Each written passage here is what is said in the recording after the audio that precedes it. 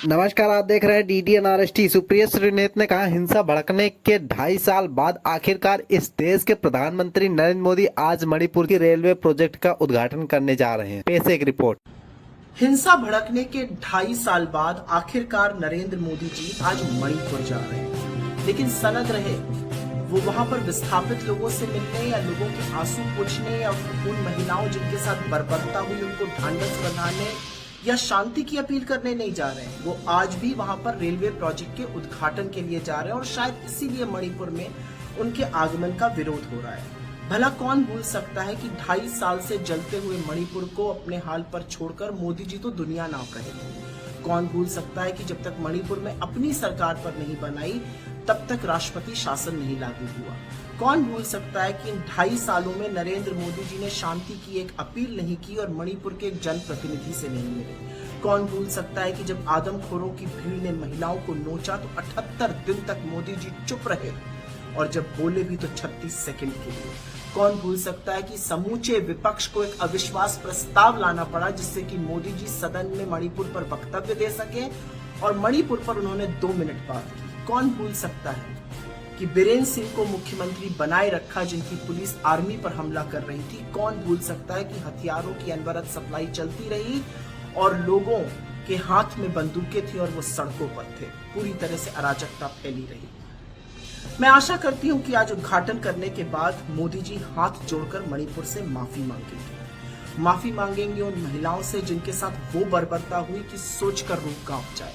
माफी मांगेंगे उन बच्चों से जिनकी हत्याएं हो गई। माफी मांगेंगे उन विस्थापित लोगों से जिनका सब कुछ उजड़ गया। माफी मांगेंगे एक ऐसे व्यक्ति को मुख्यमंत्री बनाए रखने के लिए जिसके ऊपर आरोप है कि उसने हिंसा भड़काई थी। मुझे एक बात का हमेशा फख्र रहेगा कि जब मोदी जी ने मणिपुर से मुंह मोड़ दिया था और उसके हाल पर उसको छोड़ दिया था, राहुल गांधी जी लगातार मणिपुर जाते थे, लोगों का हाल पूछते थे, उनको ढांढस बंधाते थे, उनके आंसू पोंछते थे और ये विश्वास दिलाते थे कि ये देश उनके साथ खड़ा है। काश ये काम मोदी जी ने भी समय रहते किया होता। हिंसा भड़कने के 2.5 साल बाद आखिरकार नरेंद्र मोदी जी आज मणिपुर जा रहे हैं, लेकिन सनद रहे वो वहां पर विस्थापित लोगों से मिलने या लोगों के आंसू पोंछने या उन महिलाओं जिनके साथ बर्बरता हुई उनको ढांढस बंधाने या शांति की अपील करने नहीं जा रहे हैं। वो आज भी वहां पर रेलवे प्रोजेक्ट के उद्घाटन के लिए जा रहे हैं और शायद इसीलिए मणिपुर में उनके आगमन का विरोध हो रहा है। भला कौन भूल सकता है कि 2.5 साल से जलते हुए मणिपुर को अपने हाल पर छोड़कर मोदी जी तो दुनिया नाप रहे थे। कौन भूल सकता है कि जब तक मणिपुर में अपनी सरकार पर नहीं बनाई तब तक राष्ट्रपति शासन नहीं लागू हुआ। कौन भूल सकता है कि इन 2.5 सालों में नरेंद्र मोदी जी ने शांति की एक अपील नहीं की और मणिपुर के एक जनप्रतिनिधि से नहीं मिले। कौन भूल सकता है कि जब आदमखोरों की भीड़ ने महिलाओं को नोचा तो 78 दिन तक मोदी जी चुप रहे और जब बोले भी तो 36 सेकंड के लिए। कौन भूल सकता है कि समूचे विपक्ष को एक अविश्वास प्रस्ताव लाना पड़ा जिससे कि मोदी जी सदन में मणिपुर पर वक्तव्य दे सके और मणिपुर पर उन्होंने 2 मिनट बात की। कौन भूल सकता है कि बीरेंद्र सिंह को मुख्यमंत्री बनाए रखा जिनकी पुलिस आर्मी पर हमला कर रही थी। कौन भूल सकता है कि हथियारों की अनवरत सप्लाई चलती रही और लोगों के हाथ में बंदूकें थी और वो सड़कों पर पूरी तरह से अराजकता फैली रही। मैं आशा करती हूं कि आज उद्घाटन करने के बाद मोदी जी हाथ जोड़कर मणिपुर से माफी मांगेंगे। माफी मांगेंगे उन महिलाओं से जिनके साथ वो बर्बरता हुई कि सोचकर रूह कांप जाए। माफी मांगेंगे उन बच्चों से जिनकी हत्याएं हो गई। माफी मांगेंगे उन विस्थापित लोगों से जिनका सब कुछ उजड़ गया। माफी मांगेंगे एक ऐसे व्यक्ति को मुख्यमंत्री बनाए रखने के लिए जिसके ऊपर आरोप है कि उसने हिंसा भड़काई थी। मुझे एक बात का हमेशा फख्र रहेगा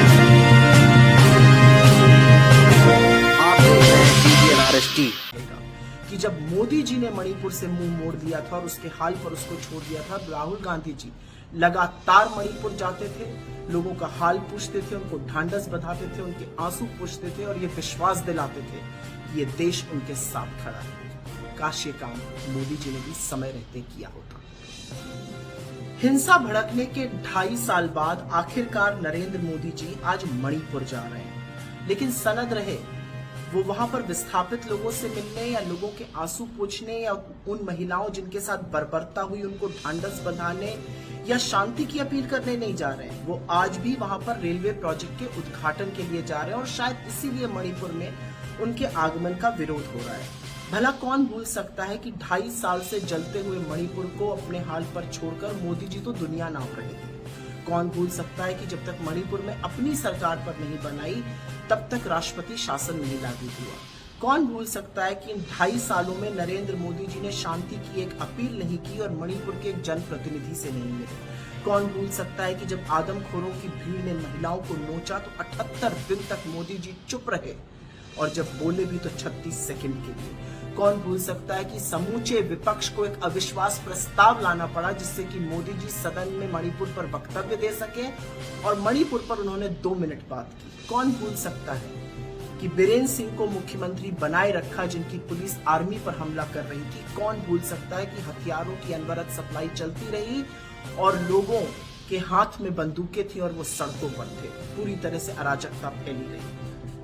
मैं आशा करती हूं कि आज उद्घाटन करने के बाद मोदी जी हाथ जोड़कर मणिपुर से माफी मांगेंगे। माफी मांगेंगे उन महिलाओं से जिनके साथ वो बर्बरता हुई कि सोचकर रूह कांप जाए। माफी मांगेंगे उन बच्चों से जिनकी हत्याएं हो गई। माफी मांगेंगे उन विस्थापित लोगों से जिनका सब कुछ उजड़ गया। माफी मांगेंगे एक ऐसे व्यक्ति को मुख्यमंत्री बनाए रखने के लिए जिसके ऊपर आरोप है कि उसने हिंसा भड़काई थी। मुझे एक बात का हमेशा फक्र रहेगा कि जब मोदी जी ने मणिपुर से मुंह मोड़ दिया था और उसके हाल पर उसको छोड़ दिया था, राहुल गांधी जी लगातार मणिपुर जाते थे, लोगों का हाल पूछते थे, उनको ढांढस बंधाते थे, उनके आंसू पोंछते थे और ये विश्वास दिलाते थे कि ये देश उनके साथ खड़ा है। काश ये काम मोदी जी ने भी समय रहते किया होता। हिंसा भड़कने के 2.5 साल बाद आखिरकार नरेंद्र मोदी जी आज मणिपुर जा रहे हैं, लेकिन सनद रहे वो वहां पर विस्थापित लोगों से मिलने या लोगों के आंसू पूछने या उन महिलाओं जिनके साथ बर्बरता हुई उनको ढांढस बंधाने या शांति की अपील करने नहीं जा रहे हैं। वो आज भी वहां पर रेलवे प्रोजेक्ट के उद्घाटन के लिए जा रहे हैं और शायद इसीलिए मणिपुर में उनके आगमन का विरोध हो रहा है। भला कौन भूल सकता है कि 2.5 साल से जलते हुए मणिपुर को अपने हाल पर छोड़कर मोदी जी तो दुनिया नाप रहे थे। कौन भूल सकता है कि जब तक मणिपुर में अपनी सरकार पर नहीं बनाई तब तक राष्ट्रपति शासन नहीं लागू हुआ। कौन भूल सकता है कि इन 2.5 सालों में नरेंद्र मोदी जी ने शांति की एक अपील नहीं की और मणिपुर के एक जनप्रतिनिधि से नहीं मिले। कौन भूल सकता है कि जब आदमखोरों की भीड़ ने महिलाओं को नोचा तो 78 दिन तक मोदी जी चुप रहे और जब बोले भी तो 36 सेकंड के लिए।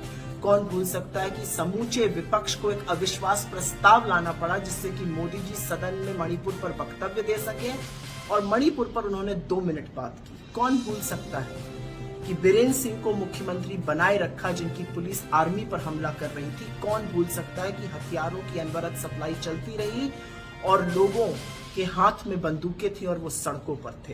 पूरी तरह से अराजकता फैली रही। मैं आशा करती हूं कि आज उद्घाटन करने के बाद मोदी जी हाथ जोड़कर मणिपुर से माफी मांगेंगे। माफी मांगेंगे उन महिलाओं से जिनके साथ वो बर्बरता हुई कि सोचकर रूह कांप जाए।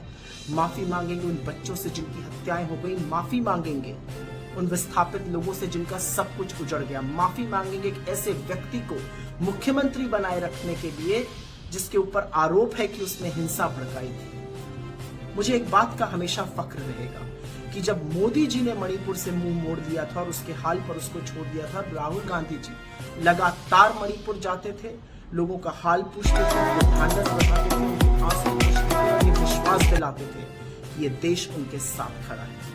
काश ये काम मोदी जी ने भी समय रहते किया होता।